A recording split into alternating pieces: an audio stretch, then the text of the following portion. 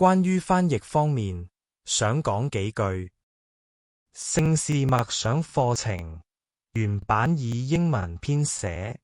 並刊載於本人網站://jcam.com耶穌聖事默想課程。呢啲翻譯係我可以提供嘅最好嘅。我而家主要用 Google 翻譯，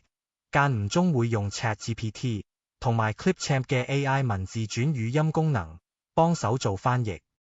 我用呢啲程式係想用多種我仲未熟悉嘅語言去介紹 Jesus Sacramental Meditation 耶穌聖事默想，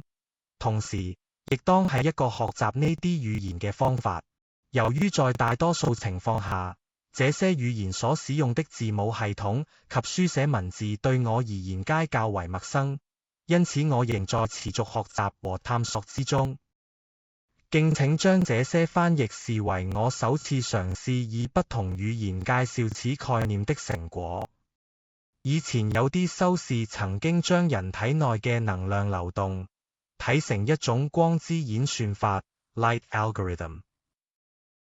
耶穌曾顯示，若我們內在的生命力是按照一種光之演算法 （light algorithm） 運作，那麼這股生命力的源頭乃是一股具有神聖位格的力量 （divinely personal force）。我哋會用聖言耶穌將我哋嘅身體調整到佢嘅神聖頻率，好似我哋大腦嘅半球同我哋嘅脊髓係耶穌嘅神聖音叉。2000年前，耶和華嘅榮耀，神聖嘅慧染色體嘅來源，生命嘅來源，喺培養以色列嘅崇拜地平線之後，向我哋嘅聖母瑪利亞問佢嘅 DNA， 佢嘅 X 染色體。我哋認為係理所當然嘅，即係同耶和華嘅榮耀嘅肉體化身。我哋嘅主耶穌，耶和華嘅簽名係我哋嘅 DNA 入面，而我哋嘅第四維度，我哋嘅時間維度已經開始咗。喺設計同培育人類之後，耶和華嘅榮耀已經由佢嘅創造之內進入咗佢嘅創造。有呢個諗法，我哋會用我哋嘅精神可視化力量去刺激我哋大腦叢嘅神經元細胞，增加佢哋嘅連結同速度。我哋會形象化我哋嘅主耶穌嘅生命力量，佢喺我哋身上嘅電流，喺我哋嘅大腦入面，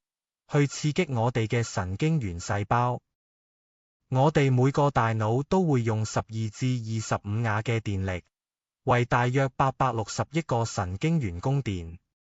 我哋嘅目標唔單止係加強我哋嘅神經元細胞同佢哋嘅連結，而係加強我哋嘅第六感，即係我哋嘅神聖感。